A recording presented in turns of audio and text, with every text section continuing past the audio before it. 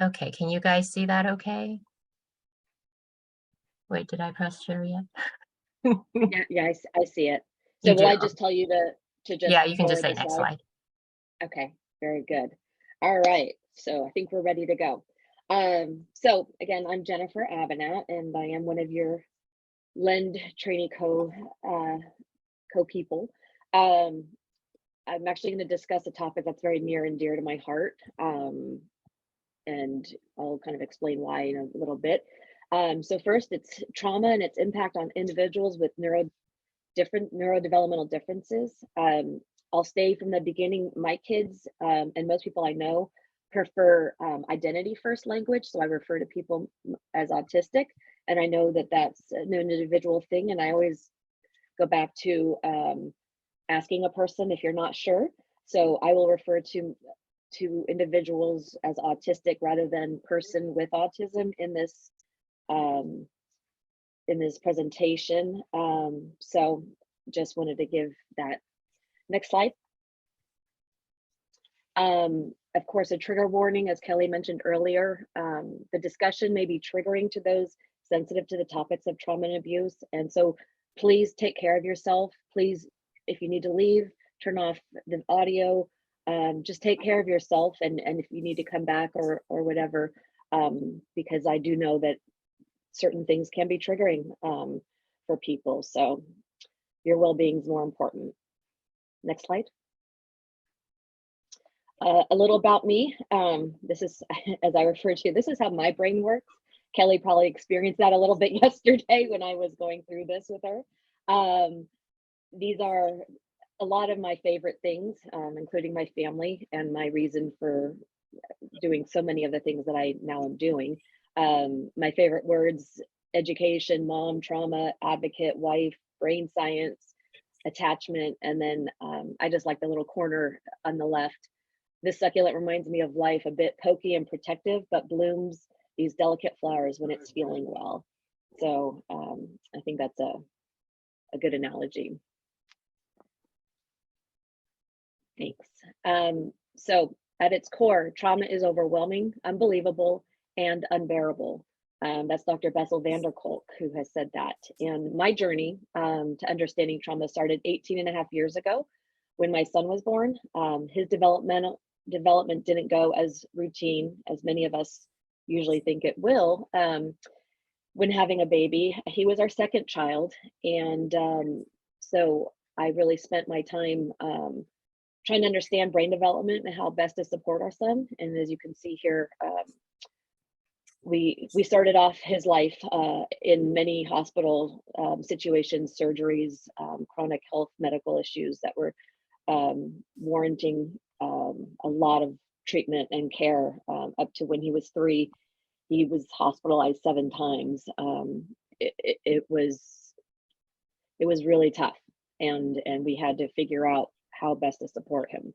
I like this quote by Judith Herman: traumatic events are extraordinary, not because they occur rarely, but rather because they overwhelm the ordinary human adaptation to life. Okay, next slide.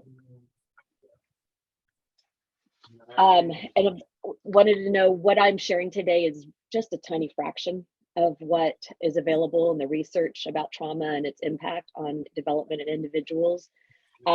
So please, this is just a very tiny portion of what is available. I know the challenges that trauma can create are real, and I know this firsthand. I also recognize how important it is to find connections with others as we're going through this today.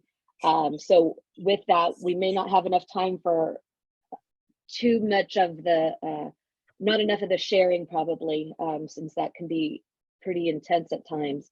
But what Kelly and I discussed was proposing, for those that are interested and wanting to talk or have more information, we could set up another time to meet in January.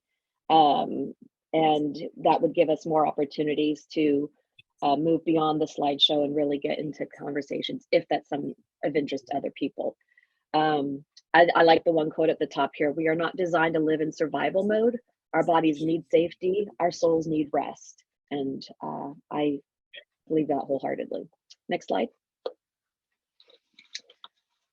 Behavior is the language of trauma.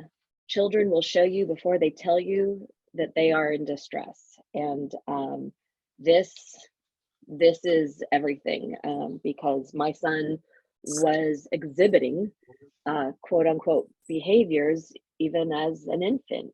We were told he was having temper tantrums when he was 6 months old. We just knew something was not right, and you know, your parenting instincts are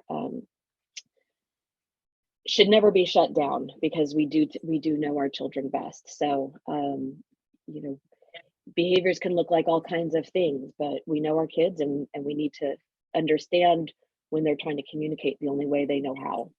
Next slide. First, I'll start off with it's never too late to heal. This is my overarching hope that everyone gets out of this talk today. I know a lot of this information I'm going to present today can land very heavy. It lands heavy for me often. But my goal is to actually share the information and to bring hope to you all. Because when we see people through a brain-aligned, trauma-informed lens, we also bring compassion and our connection to the shared space. And remember, 93% of our communication is nonverbal. So it's all about how we are that matters.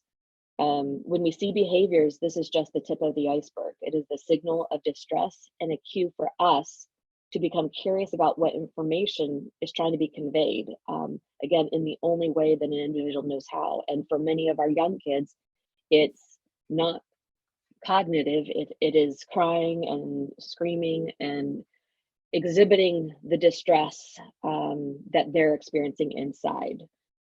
When we approach individuals with this new mindset, they actually need our support, and it's co-regulation, not judgment or punishment or consequences. This brings to this space a relational safety that is much needed to help bring the person's brain state back to the calm, present, bring their social engagement system back online, as they say. Trauma does not have to be a lifelong battle for an individual for the rest of their life.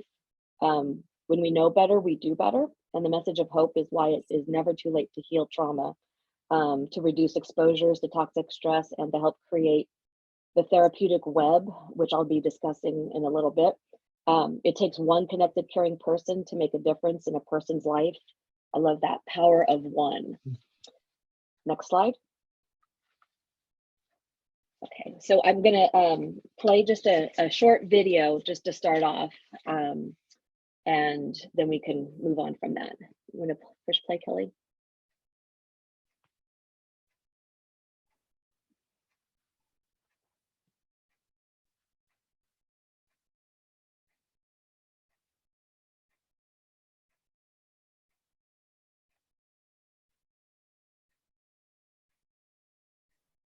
Is there sound?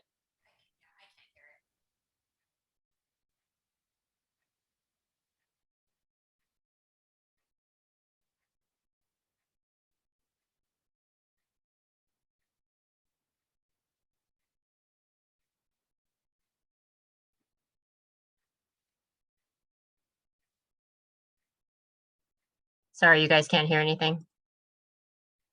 Let me see. I have to.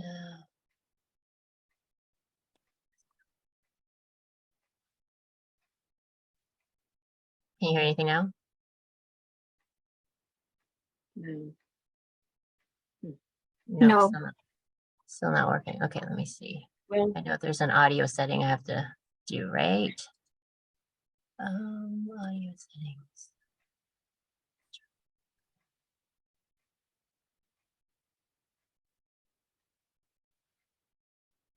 well, I get people can watch it later if they want. I can kind of quickly summarize it. It's a good video by the Center on the Developing Child at Harvard, and I highly recommend them as a resource if you're looking for information.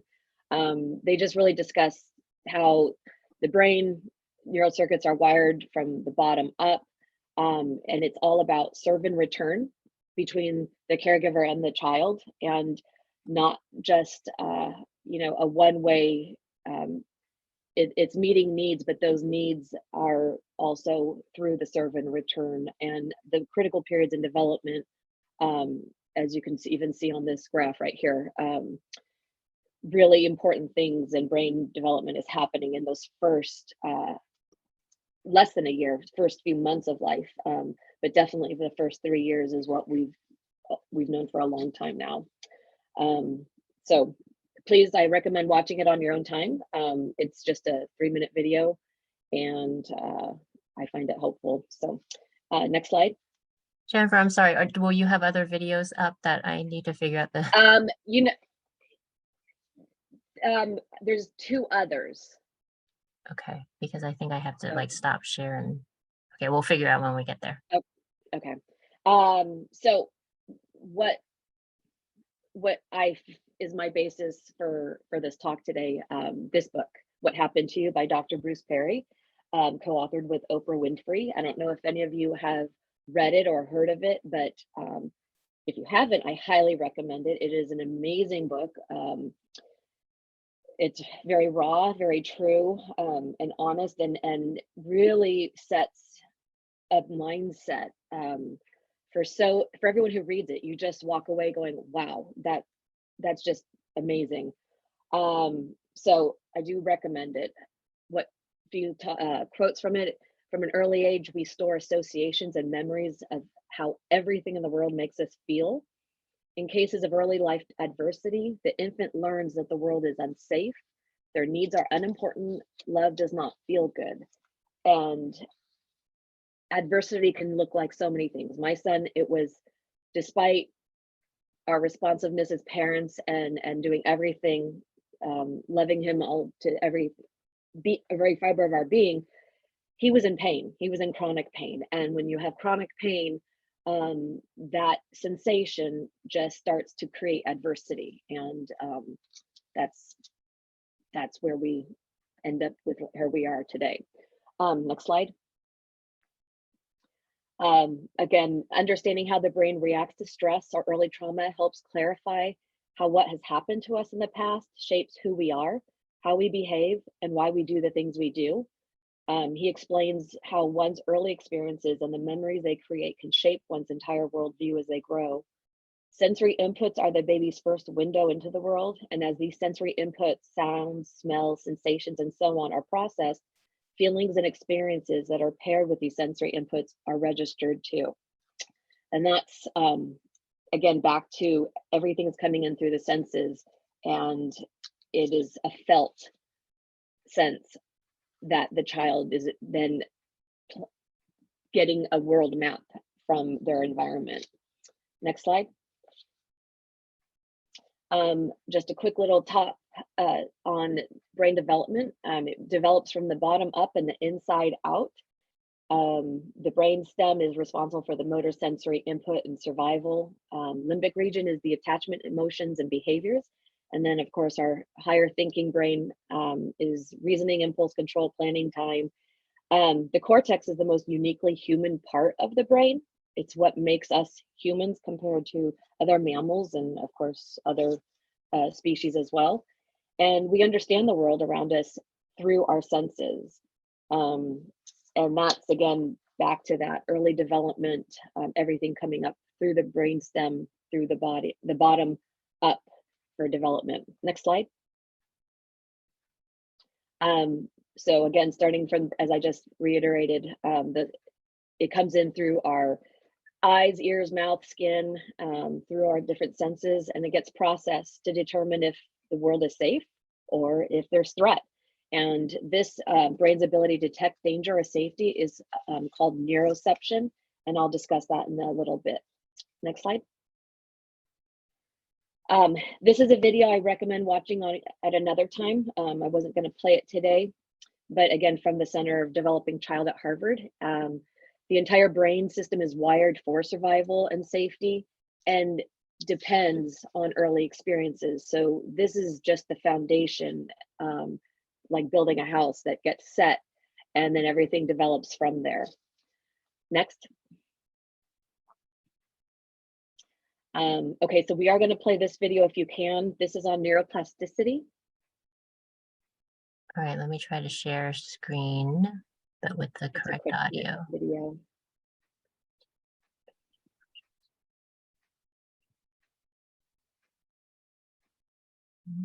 And I'll just say while she's doing that, what you'll find is, is it working?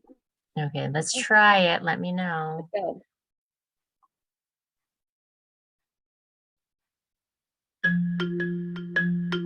Not so long ago, many scientists believed that the brain did not change after childhood, that it was hardwired and fixed by the time we became adults. But recent advances in only the last decade now tell us that this is simply not true. The brain can and does change throughout our lives. It is adaptable, like plastic. Hence, neuroscientists call this neuroplasticity. How does neuroplasticity work? If you think of your brain as a dynamic, connected power grid, there are billions of pathways or roads lighting up every time you think, feel, or do something. Some of these roads are well-travelled. These are our habits, our established ways of thinking, feeling, and doing.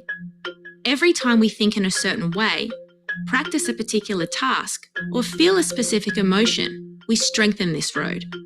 It becomes easier for our brains to travel this pathway. Say we think about something differently, learn a new task, or choose a different emotion. We start carving out a new road. If we keep travelling that road, our brains begin to use this pathway more, and this new way of thinking, feeling, or doing becomes second nature. The old pathway gets used less and weakens. This process of rewiring your brain by forming new connections and weakening old ones is neuroplasticity in action. The good news is that we all have the ability to learn and change by rewiring our brains. If you have ever changed a bad habit or thought about something differently, you have carved a new pathway in your brain and experienced neuroplasticity firsthand. With repeated and directed attention towards your desired change, you can rewire your brain.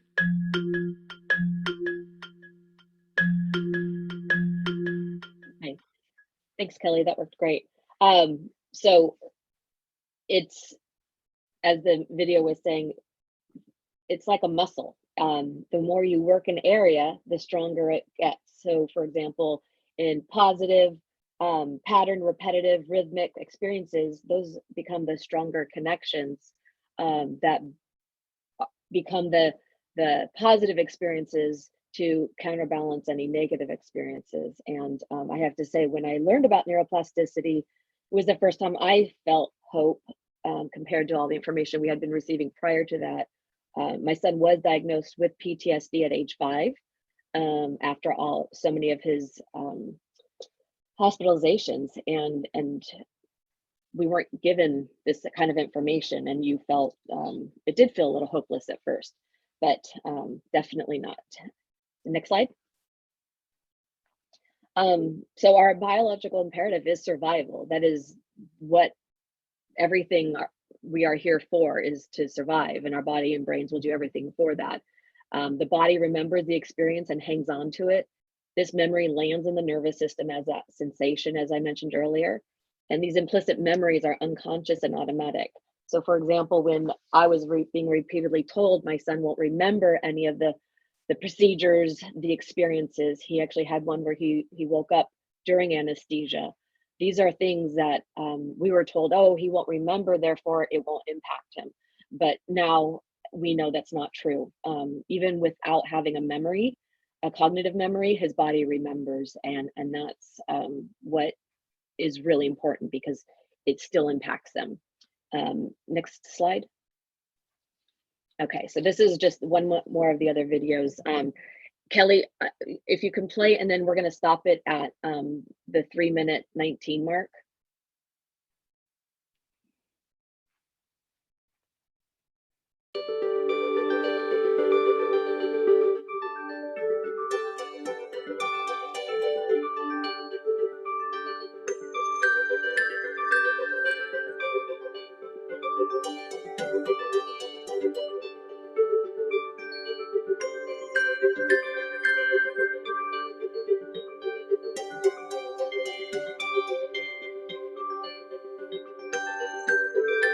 The neurosequential model in education is basically it's an approach that brings certain core concepts about the way the brain works into educational settings.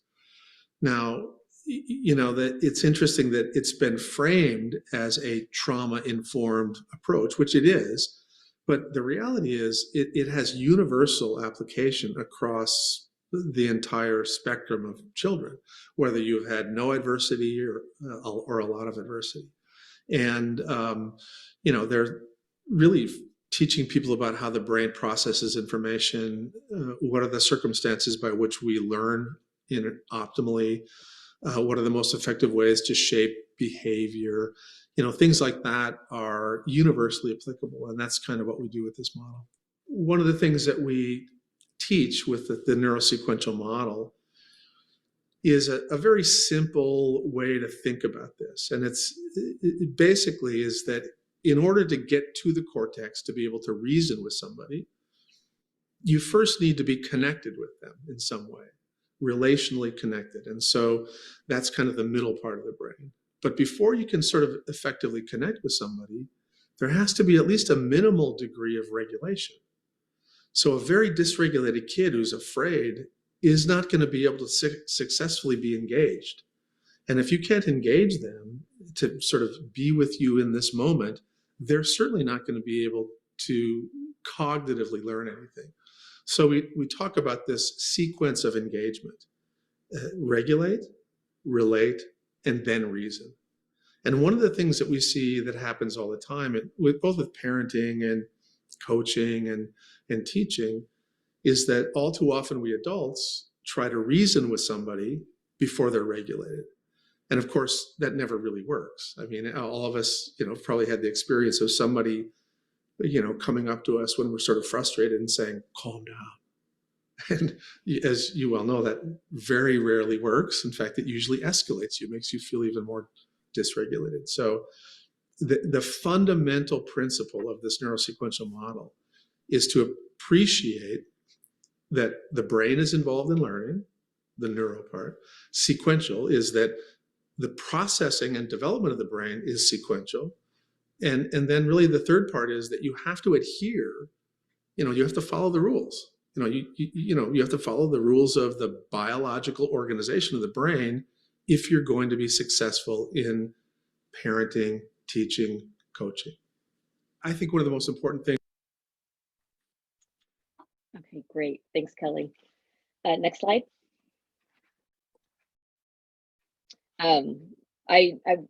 He has an excellent series. It's called the 7-slide series.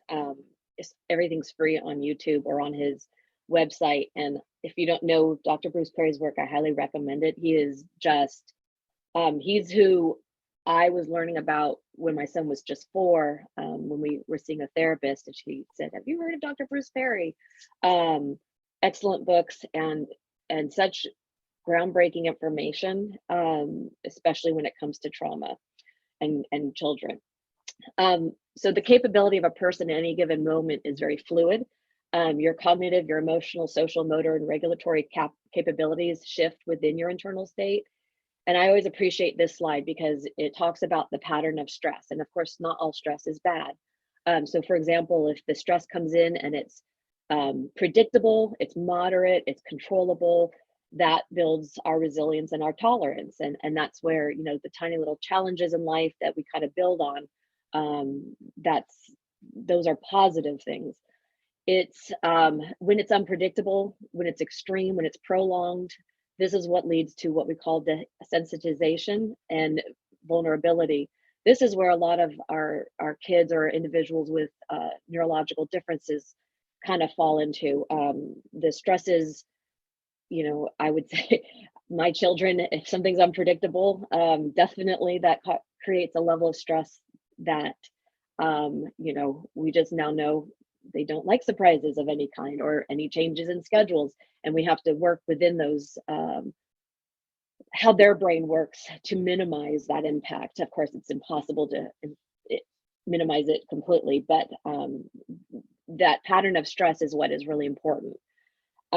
Next slide.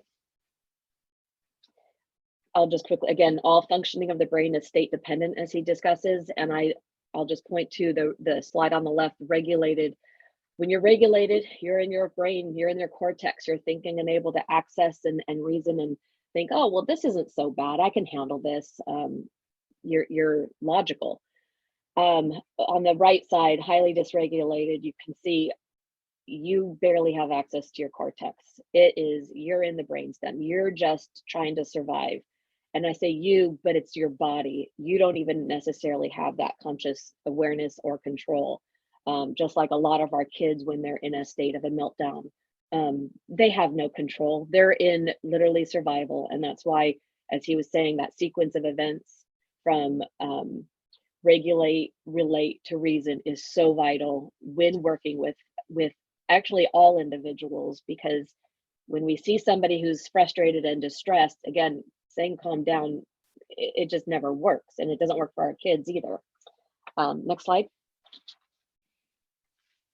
Okay, so this is actually the last video. This is just a 1 minute or 2 minute video, and this is a really great one because it discusses how our brains are prone to information overload, and actually this is kind of how they were designed when our cortex and everything started to evolve. So how we see the world.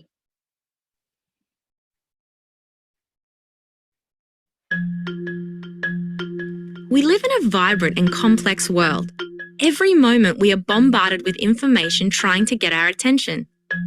To function in this complex environment, we rely on our senses: sight, hearing, taste, smell, and touch to tell us what is happening around us. This is our perception. What our senses are capable of is incredible. Did you know our eyes receive over 1 megabyte of information every second? This is equivalent to reading an entire encyclopedia every minute. We can hear a person whispering from 10 meters away, or someone shouting from 100 meters. In less than a millisecond, just one whiff of a familiar smell can trigger a memory from childhood. And our skin contains over 4 million receptors that give us vital information about temperature, pressure, texture, and pain. Our senses give us so much information that our brain has developed ways to filter, interpret, and respond effectively. It particularly focuses on things that are dangerous and could harm us, information that is familiar or important to us, things that could give us pleasure or be a reward, and those things that are unusual, interesting, or new. Sometimes, the information our senses gather may seem confusing or incomplete. Our brain then draws on our memories, past experiences, and current feelings to make an educated guess of what might be going on. It fills in the blanks. Most of the time, these guesses are helpful to us, but sometimes they miss the mark. Not only may we get some information wrong, but the sheer amount of information available can quickly overwhelm us. We simply cannot process all of the available data at any one time. In fact, of the thousands of bits of information we receive through our senses every second, we can only deal with about 4 bits at any one time. Our brains are prone to information overload and blatantly miss important pieces of data. Our experience of the world relies on our perception and attention. Perception helps us by first making us aware of our environment and gathering data on the world around us. Our attention then assists by focusing on the relevant pieces of all the information gathered. By understanding how these processes work and their limitations, we can take better control of our brain and achieve our goals. So I'm sure some of you, especially if you have kids who have neurodevelopmental differences or work with them, can relate to a lot of that stuff, because I think the information overload, information coming in so quickly is something that we see with them. That relevant information versus irrelevant, that filter, our brains are meant to do that. It's just some brains are better and able to handle this more modern world. I always say my son just needs to live in the forest, away from all modern technology and noises. So next slide. Neurodevelopmental disabilities. So what are these? They are present from birth or early childhood and affect individuals how they perceive and make sense of and interact with the world. They impact personal, social, academic, and vocational functioning in various ways, and are actually correlated with have high comorbidity with other mental health conditions and physical health conditions. It's estimated that 70% of autistic individuals have a co-occurring psychiatric disorder such as depression, anxiety, bipolar. Again, it's just the brain. That's how it's developed. Next slide. Individuals with neurodevelopmental disabilities have a higher risk of experiencing trauma. This includes multiple complex interpersonal victimizations across the lifespan. And there is an increasing evidence that developmental disabilities increase the risk of post-traumatic stress disorder. Next slide. It's actually very interesting that it's become a very popular topic. 18 years ago, it was felt impossible to find this kind of information. But when looking at autism studies, researchers found that 50 to 80% report any form of child maltreatment. That's a significant number and tells us how widespread trauma is happening to individuals who have neurodevelopmental disabilities. This includes dangerous practices such as seclusion and restraint, which are very common among kids with neurodevelopmental disabilities. They are used in a lot of settings, including schools, and according to the DOE, the Department of Education, more than 100,000 students were secluded or restrained in a single school year. And so they have been working, to work with legislation. It's called Keeping All Students Safe Act, and it's still being held up in Congress, but if it's something that you're interested in and would like to learn more, I highly recommend you looking it up. It's really important so that we can ensure that our kids are being appropriately supported in these environments, and the right training for those that are working with them. Next slide. PTSD rates might be higher in autistic adults who are women or gender minorities, in addition to those with more complex trauma histories. There's a lot of masking that can happen. There's a lot of variety of reasons, but there's again widespread and maybe not having the understanding then contributes to even further traumatization. Next slide. Again, the pressure to mask as neurotypical, hiding your autistic traits to pretend to be a more atypical person. This causes trauma. Many autistic adults report that. Early attachment disruptions are also common in autistic populations because even without the absence of overt maltreatment, again, we realize those early months, early attachment. My son, definitely attachment was a problem because he just cried and cried all the time, and despite our greatest efforts, we were trying so hard, but we didn't know that how severe the medical issues were for a little while. So there was a lot of suffering, and I definitely know that impacted his attachment. And we work every day still because again, you can never too late to heal. Next slide. Among autistic people, less extreme experiences such as fire alarms, paperwork, the loss of a family pet, even a stranger's offhand comment can be destabilizing. I think if you are around anyone with neurodevelopmental disabilities, you probably have experienced this. These are everyday common things. I mean, goodness, everyone probably can report when a school fire alarm goes off, what that does to the child who's got neurodevelopmental disability. It's a problem because it does impact them much more severely than non-autistics. Next slide. I love this from Dr. Stuart Shanker. When children are highly stressed or in fight or flight, they shift from social or learning brain to survival brain. This makes it harder for them to think, make decisions, understand others, and express themselves. And it doesn't matter what age. It's, I still deal with this with my 18-year-old. It's just the abilities when they go into that fight or flight survival mode from ordinary things. It's just having to meet them where they're at. Next slide. Okay, so I'm not going to play this video, but I do recommend it. It's a 1-minute video about toxic stress and how it derails development, brain development. And again, it's just a useful video about the details of how that works. Next slide. I like this slide because it talks about the overlap between PTSD and ASD and why we need to really understand both, especially in young children, because it's a lot of behaviors that are exhibited for both. I know that for a fact because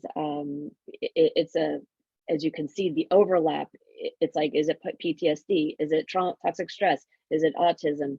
And so we need to really be cautious and assess so that we can better understand and know what kind of supports the child or individual needs. But you can see there's so much overlap in a lot of the commonalities that people with autism experience, as well as people with PTSD. Next slide. Dr. Perry on early childhood development. This is from his book, and this was really profound and news for a lot of people, a lot of scientists and researchers. The developmental trauma and the importance of the first 2 months of life. So again, not just the 3 years that we've always talked about, but the first 2 months, a child experiencing high adversity with minimal relational buffering, but is then put into a healthier environment for the next 12 years, their outcomes are worse than the outcomes of children who had low adversity and healthy relational connection in the first 2 months, but then spent the next 12 years with high adversity. Next slide. That's just really profound. And again, recognizing how significant early brain development is and when things don't go according to healthy development. This tree of regulation kind of shows, again, coming in from the senses and the importance of the first 2 months because of the rapid growth of the brain during this critical period. And it's organizing all the important core regulatory networks. Everything is in balance through these core regulatory networks that happens down in that lower part of the brain, the lower triangle, as he discussed. And when that isn't developed, you run into systems and that sensitized system that the person is not in balance and their brain's not in balance and the neuroendocrine system and the neuroimmune system and all of these things. So it really is important to focus on early child development and be as preventative as possible. Next slide. One of my favorite quotes, I've learned that people will forget what you said, people will forget what you did, but people will never forget how you made them feel. And I definitely believe that that's at the core of everything, because we can walk into a room and get a feeling of how things are going. That's just our core instinct, that neuroception. Next slide. Okay, trauma. Trauma is a disconnection from self, and it's not what happened to you, it's what happens inside of you as a result of what happened to you. So it's not the event itself. I think a lot of people are surprised about that because, again, it doesn't matter what the event is, it's about how it lands in your individual body based on your development and experiences. Dr. Bessel van der Kolk has a great book called The Body Keeps the Score. And that's exactly true. Next slide. I want you guys to take a look at this picture and just kind of recognize in your body, what does this picture bring up for you? Is it something that's beautiful and relaxing? Is it something that you have a memory of something threatening or overwhelming? This is exactly why it's so unique and individual, because traumatic events are defined by each person's brain and body based on their development and experiences. So there's no two people that can have the same life event but one comes away from it traumatized and the other person doesn't. So many of our neurologically different learners report trauma from living in an atypically focused world when they have atypically organized brain functioning. My son would look at that and think it's threatening. He would think the sound of the waterfall coming down, crashing, is too loud. He would see the rocks as something that could potentially hurt him because of they're not stable. So again, it's all in the eye of the beholder of what we feel our body, not even consciously, takes in information and what's safe and what's not safe. Next slide. And interoception. This is a huge new movement happening with Dr. Kelly Mahler, who is a OT and doing so much amazing research on this. And it is what our body sensations are. Then it's fed up to our brain to make sense of what those sensations are. And so many of our kids with developmental differences have poor interoception. You know, I have kids who they don't know when they're thirsty or when they're hungry, or they don't know, you know, we have the kids who go out without jackets and they're like, I'm not cold. It's, or nausea, my son being sick a lot, he doesn't even have that experience. It's just vomit. Those are all there's ways we can strengthen our interoception, and it's good for everybody to get that connection between their mind and their body. And I look, if you don't know much about interoception, I have the resources on the back of the end of this presentation. But Dr. Kelly Mahler's work is really excellent resource. Next slide.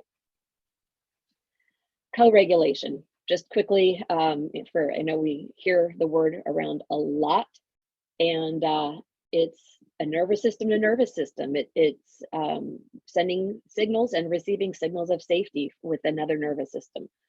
This is what lies at the heart of all human relationships. As they say, neurons that fire together, wire together. It's where, you know, one human can be present in a regulated state to help bring down another person's dysregulated nervous system and be back to that relational point in the middle. And this is everything. This starts from birth, and we need this throughout our lifespan. Next slide. One of my favorites, again, from Dr. Perry, a dysregulated adult can never regulate a dysregulated child. Only a regulated adult can regulate a dysregulated child. So, you know, guilty. You know, when I lose it because my son's just having a day and doing his screaming and all these things, and a lot of demands on me even because I'm not meeting his demands, and it's just a cycle. You know, I have to stop in myself and pause, because I'm never going to be of any use to him to help bring him back to a calmer brain state. So again, regulation, it's being connected to ourselves, being present in that moment, even when someone else is not. We can't help them if we're not having focused on ourselves and in our own regulated brain state to relate to them. And it doesn't mean calm, it just means being present and able to recognize in ourselves when we are feeling hyper aroused or needing something that may not be beneficial for that moment. It's the capacity to think before acting. I like this self-control versus self-regulation, because this is something that we hear in our schools all the time. Stuart Schenker explains it like this: self-control is about inhibiting impulses. So very cognitive. I can tap into my cortex and say, nope, I'm not going to do that. Self-regulation is about identifying the causes and reducing the intensity of the impulse, and when necessary, having the energy to resist. I think that's huge. Energy to resist is a definite problem for many of our kids with disabilities, developmental disabilities, neurological differences. They're exhausted. Their bodies are on overdrive so much of the time that it's hard to have those reserves. And so, you know, that's why we do often see more moments of dysregulation, especially after school and after some big things. They held it together, but their energy to resist that is just now gone. Next slide. Adult caregivers such as parents, teachers, coaches, and other mentors play a critical role in shaping and supporting self-regulation development from birth through adulthood through co-regulation. Again, this is not a curriculum. Unfortunately, how our schools present it, we don't teach regulation, self-regulation. It is something that is felt, and that is why it is lifelong from birth to, through the whole lifespan. It's something that is constantly being felt, and that is why it's a continuous state that relationships are what are so important to bring that co-regulation. And whoever it is, coaches, people who you can honestly walk in a room and say, I feel safe with you, or you know what, my threat response just kind of triggered what's going on.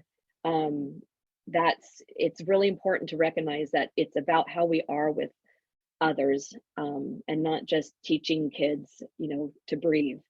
That's not what this is about. Next slide.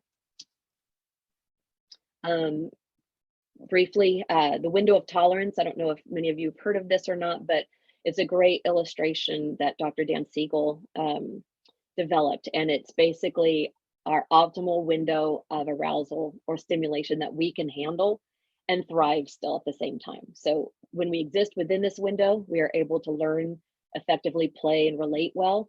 If we move outside of our window, we become either hyper-aroused or hypo-aroused. And what does that look like? Hypo-aroused is freezing, shutting down, dissociation, depression, flat affect. Hyperarousal would be fight or flight response. And due to difficult irritability or difficult to concentrate, irritability, anger, high anxiety, self-destructive behavior, those are all things that are because the person is out of their window of tolerance, and co-regulation brings that back into their window. For some of our kids, their window is very tiny. I've always described my son's window of tolerance is about this big. Stretching it a little bit is always the goal, because that means that they're developing more resilience and tolerant for those everyday experiences. Next slide. 4 questions we unconsciously ask each other at all times, as I was mentioning, when we walk in a room. Do you care that I'm here? Do you see me? Am I enough for you? Or do you need for me to be better in some way? Can I tell that I'm special to you by the way you look at me? Our kids feel this. It's nothing we say or do, they feel it. Next slide. Dr. Perry discusses the best predictor of outcomes as how well is one connected in relationships, engaged within the community and in culture. These are what he refers to as buffers, and they help absorb the toxic stress of everyday lives and more intense toxic stresses. And it's important for during the time of an event, as well as moving forward and healing. So again, it's not what you know, it's how you are, and developing that relational safety. Next slide. Quickly, some major findings that Dr. Perry, along with other researchers from Harvard, found that connectedness has the power to counterbalance adversity. And again, the timing of adversity makes a huge difference in determining overall risk. So if you have trauma before age 2, it will have more impact on your health than the same trauma taking place at age 17. So again, reason for early intervention and early identifying of risks. Next slide. Not sure how familiar many of you are about adverse childhood experiences, the ACE study. I'll quickly just sum up. ACEs are something that happens in the first 18 years of a person's life. The more someone is exposed to ACEs or adverse childhood experiences, the greater the individual's risk of developing numerous health, social, and behavioral problems are throughout the rest of their life. Some populations, as I've mentioned, are more vulnerable to experiencing ACEs, marginalized populations, people in social and economic conditions in which they live, learn, work, and play are more likely to experience toxic stress and trauma. And adversity in childhood can create harmful levels of stress, which impact healthy brain development, And this has a long-term effect on learning, behavior, and health. Next slide. So it was a huge study done by Kaiser down in San Diego, and what they found, out of 17,000 participants, nearly 2/3 had an ACE score of at least 1 adverse childhood experience, and 87% of those had more than 1. So it was profound, again, to bring back to this level of trauma is much more widespread than we had previously thought, and the outcomes, the more ACEs you have, the outcomes are less beneficial to lifelong health. It impacts a lot of, as you can see in that triangle, even contributes to early death. So recognizing adverse childhood experiences is important. Next slide. I'll mention Dr. Kelly Mahler, who I love, where she comes at it from a neurodevelopmental perspective, of also other traumas that could be have an impact on individuals that weren't studied in the ACE, because there was only a core group of childhood traumas that were mentioned through that were considered most common. But Dr. Mahler discusses sensory trauma, social trauma, compliance trauma, neurological trauma, and medical trauma. And I know medical trauma is what my son experienced, and it's really, these are some ordinary things that people go through, and for some, it really does impact them the rest of their lives, depending on how it landed for their nervous system. My son was diagnosed autistic at age 6 at that point, and again, it was very hard to tell, like PTSD, autism, where is it overlap, and what is the true things, and you just want the information so that you can better support them. Next slide. Again, really quickly, Dr. Lori Desautel, who's a professor of applied educational neuroscience, if a child has had 4 or more adverse childhood experiences, they are 50 times more likely to have academic and behavioral issues than other children. And I think that's kind of seen when we have 1 in 5 kids with learning differences in our classroom. We need to look at our classrooms in a different light now. And again, National Survey of Children's Health, approximately 50% of kids in the US have had at least one significant traumatic experience. It's everywhere. We've all had probably somebody, if we haven't experienced it ourselves or our families. And so we really need to focus on this and look at things through this new trauma lens. Next slide. Another video to watch at another time, but I love this video from, again, the Center on Developing Child. Toxic stress results in actual architectural changes of fewer neuronal connections. And that's, again, why it's so important to identify risks early, because there are actual architectural changes to the brain. But again, with neuroplasticity, we literally can create new neuronal connections. So again, it's never too late to heal. Next slide. Shifting our mindset. When we focus on what's wrong with you, these kids who are emotionally reactive and behavioral problems will be viewed without a developmentally or trauma-informed lens. And that's a quote from Oprah Winfrey. And it's true, because I that whole what's wrong with you, shifting to what happened to you, it just changes our mindset.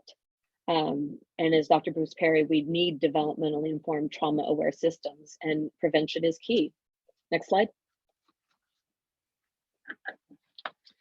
So ACEs can get under our skin, and that's, comes in, as we said, through all kinds of things that just gets into our body. But, there's the positive stress, tolerable stress, and toxic stress. And resilience is what tips the scale towards healthy and can counterbalance adversity. So, there again, hope. It can be different than what it is. Next slide. So let's talk resilience.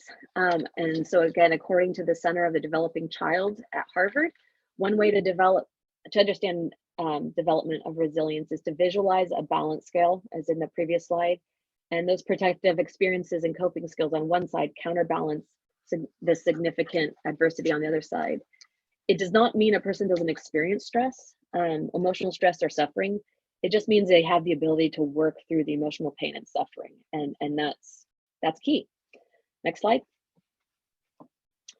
Okay, so therapeutic moments within a therapeutic web. I mentioned this earlier. It's healing in the healing process. One cannot revisit emotional stress in large doses. Everything has to come in very small, short doses. Dr. Perry even says milliseconds can be a therapeutic dose of healing. And so it's about the right dose and the right time for that therapeutic moment. And trauma can change the brain, but so do relationships. And again, it can be just a millisecond of a look to say, hey, I see you, or, how was your day? Depending on the person, checking in. Those are all very therapeutic moments that help build resilience for them. Next slide. We can run from our trauma, we can mask it with substances, people, places, and things, but it will still be screaming in our minds and bodies after this self-destruction, waiting to be felt, grieved, and loved. Again, because it lives in our body, and until it is processed, both consciously and unconsciously, it can just kind of sit in there like a big heavy stone. Next slide. So some protective factors that can buffer and help with resilience. There are events or experiences that help people more effectively deal with these stressful events. They can help mitigate the ACEs, things such as relationships, healthy relationships, parents, caregivers, coaches. This is what is referred to as a therapeutic web. It's everybody who surrounds that individual and how they are, and that provides that therapeutic web, and supporting safe and social environments. It's just, it is as simple as that. That's all I'll say. I know it seems like, how can something be so major, but just having healthy relationships can be that big of a difference. And that therapeutic web with coaches, teachers, it really does have a dramatic impact on that individual in a positive way. Next slide. Children and adults really aren't that different when it comes to stress triggers. Nobody copes well when they are tired, hungry, overwhelmed, or feeling controlled. This is back to stress makes ordinary things harder. And so think of an individual who experiences the environment differently. Ordinary activities create toxic stress for some. This is why seeing things through a new lens helps us understand what we may be seeing in somebody else. Next slide. Perfect example, sensory trauma. When you look at this slide, what do you see? Do you see something that brings up memories of happy and joy? Does something bring up a little more stress? These, again, back to how things land in our individual nervous systems based on our development and our experiences matters. I will say birthday parties and grocery stores for my son, absolutely nightmares. The forest was wonderful. The beach is wonderful, but we even found if the waves are too big and crashing too hard, that was a sensory overload. So something so simple as a place he enjoys, but if that intensity changed, it was too much. And we had to recognize all of this, of course, through a lot of trial and error, but it's important to recognize it because, you want them to be comfortable and grow. But if we're constantly bombarding them with too much sensory, it's impossible to develop that resilience and become less sensitized. Next slide. If you're interested, I'm not going to show this video simply because it can be triggering for some. It's a little boy starting to walk through a mall. So I'm not going to play it, but if you want to kind of grasp what it would be like for somebody who experiences the world differently, I recommend this video. Too loud, too fast, too bright. It's anything that destabilizes an individual's nervous system creates toxic stress. And this is, again, back to some common experiences grocery store, crowds, concerts, smells. These experiences are felt by the body. So if you want to, if you don't already know what that experience is like, I personally am one who, as a teenager and as a kid and as an adult now, I cannot stand them all. I didn't know why, but now I understand that it's just too much for my nervous system. Next slide. So don't let the entire staircase overwhelm you. Just focus on that first step. I love this because it's the fact that it's easy to get overwhelmed by hearing all of this. But when you focus on that first step, it helps bring ourselves back to this present moment, focusing on our own nervous systems, our own regulation, and feeling grounded so that we can take that next step. And this is what is so important when we are caring for others. It starts with us and our own self-care. So I know, as hard as that is, it's still really important, just like the oxygen mask coming out of the top of the airplane. Finding connections with others within our own lives is just as important as it is for us to help create connections around those we work with or we care for. So again, it's that relationship, the connections, that bringing that relational safety to the space. Next slide. This is kind of a busy slide, but it's just about trauma-informed care. The graphic there is from the CDC, and it's their guidance on trauma-informed care, which basically is shifting from the medical question of what's wrong with you to the trauma-informed question of what's happened to you. I love the quote, "Be kind as everyone is fighting their own battle, and you just don't know." So if we all start from a trauma-informed lens, then we're always going to be bringing in a level of compassion and connection and hopefully relational safety to a space when we just recognize that, you know what, that person who just cut me off in the street, you know, they must be having a bad day. It's recognizing the prevalence of how common trauma is, and when we can see it through that lens, again, we can bring our own sense of safety to that person. And what I appreciate even more is that they have talked about how this is not a checklist or a technique. It's not something that you do in a 1-hour professional development. And that's a really important thing, because it's a mind shift. It's how we start to see things through this trauma-informed lens, and how we start to look at how other people's experiences have maybe impacted them. And maybe that's why they're, they struggle in certain situations. Next slide.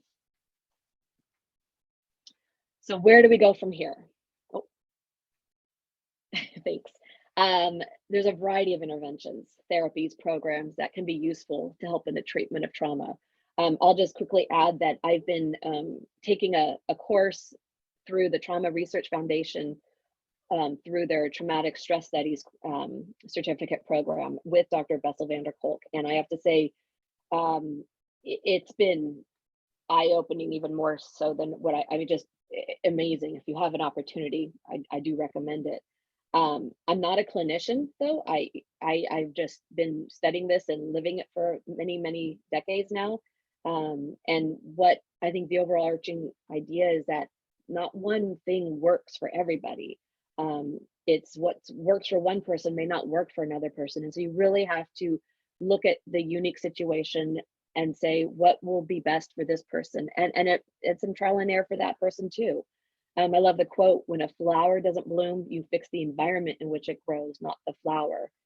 And so not having a one size fits all bucket. And so I've listed here several of the therapies that we've been discussing in this certificate program.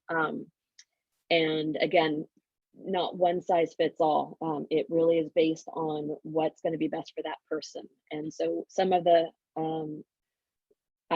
treatments are neurofeedback, EMDR, which is eye movement and desensitization and reprocessing, yoga, sensory integration therapy, again, doing things from the body up, since that's where, especially if it's a stuck trauma that there's no memory of, the movement really, really helps.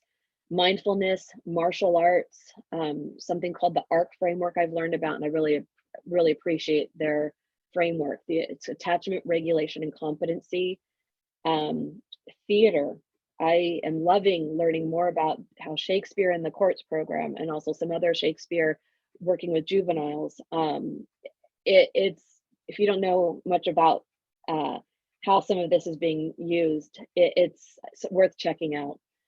Sensory motor psychotherapy, trauma-informed expressive arts therapy, trauma-informed play therapy, internal family systems therapy, child-parent psychotherapy, somatic experiencing, which is a body-oriented therapeutic model. These are all ways to begin to help someone heal. And again, you know, what works for one doesn't work for another. And so,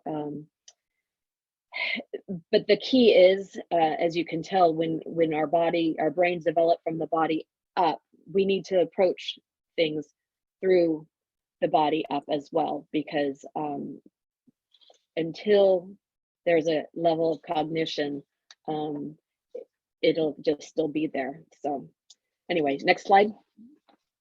So Jennifer, I just want to do a time check. We are at 11. Yep, And I know you're reaching the that end. should be the last slide, isn't it? Yeah. Oh, this is okay. Healing from trauma. So we are born in relationships, we are wounded in relationships, and we can be healed in relationships. And I that's my last comment, and remember about hope, because the brain is able to change in relation to new experiences. So, and is that, yeah. So in closing, the more healthy relationships, the more likely they are to recover. It's not what you know, it's how you are, it's how you interact. Relationships are the agents of change, and the most powerful therapy is human love. So the next few pages are just resources that you can have as part of the slide deck. And if you want to contact me, please. Yeah, there's a lot of resources on there, but it's depending on which direction you're interested in. There's just so much information and helpful, and it's all free. So thank you. Thanks for this opportunity. I really do appreciate it. Thank you so much, Jennifer. We really, this topic is so huge, and I think you did a beautiful job in condensing a lot of information in a short time. So I really appreciate it. As I said, this is such important information and really relevant to, I think, everyone who works with families, who have a family. So that's all of us. So I did put the link in there for today's talk and evaluation. So please do take the time to give some feedback. That would be really helpful. And I apologize that there's not enough time really for a discussion, but as Jennifer said, she's open to meeting in January if folks were interested in doing that. And please feel free to message me, you know, at either of those emails. I'm happy to guide, point in directions, provide resources. That's what I do, because that's how it helps me to know that I'm helping other people, so that they don't have to go through as much suffering as you know, unfortunately a lot of people do, and families. And when you learn this new information, as I say, when you learn better, you do better. So please feel free to reach out to me at any time. Absolutely. Thank you so much, Jennifer. And I already see some people who are interested in meeting in January. So Jennifer, you can do Great. a follow up that way. All right. So I think that's it. I'm going to pause the recording, and thank you everyone for being here. This is our last meeting of the year. So we'll see you in 2023. Just so you know, I will put these slides. Jennifer is willing to share those with you. So all those resources and whatnot, you will have handy, and you can spend all your holidays looking at videos and reading up on trauma. No, don't do that. All right. Well, thank you very much. Enjoy the rest of your day and weekend, and we gotta see you in 2023. Thank you, everybody. I appreciate it. And thank you, Kelly. Again, Thank I you. really do appreciate this opportunity. Yeah, thank you. All right. Thanks. Bye.